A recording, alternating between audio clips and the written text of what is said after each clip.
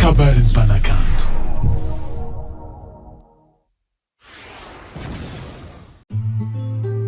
Asa tongking labaw, para hindi langaw, di maringay kulang.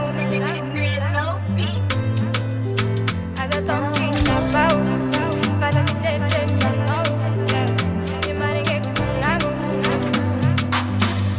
Kada magagamang pandeseng, kekili ulut ya kumititi ang tinengal. Sanchita vingizamnay, mampidali dirinay, mangkarari fuko. Nanginupa mizaka kwa fatiara caminaro hano, wiza fatia vita, puti mapidalza ano. Nanginupa mizaka kwa fatiara caminaro hano, wiza fatia vita, puti mapidalza ano. Azafat mabulangan di marge, bulangan di marge, boliara kasapatangano, bulangan di marge, may bulangan di marge, bulangan di marge, boliara kasapatangano, bulangan di marge do.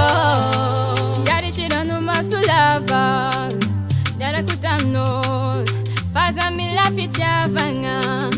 Chakwena, lechizeno chispyuvanga, fisenganga funanzaka, mokizawaro.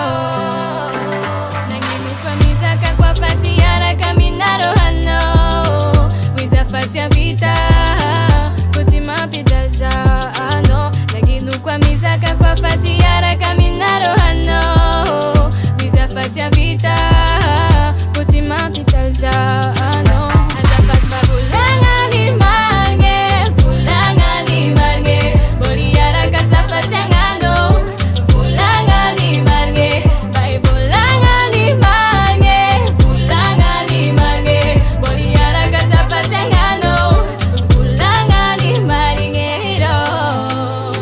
Asa tongking labaw, para hindi langaw, di marge kulang.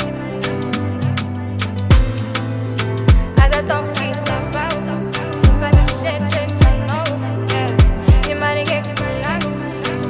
Nanginuka mizaka kwa fatiara caminaro hano, wiza fatia vita, putima pidalza ano. Nanginuka mizaka kwa fatiara caminaro hano, wiza fatia vita, putima pidalza ano. Azafat mabulangan di marge,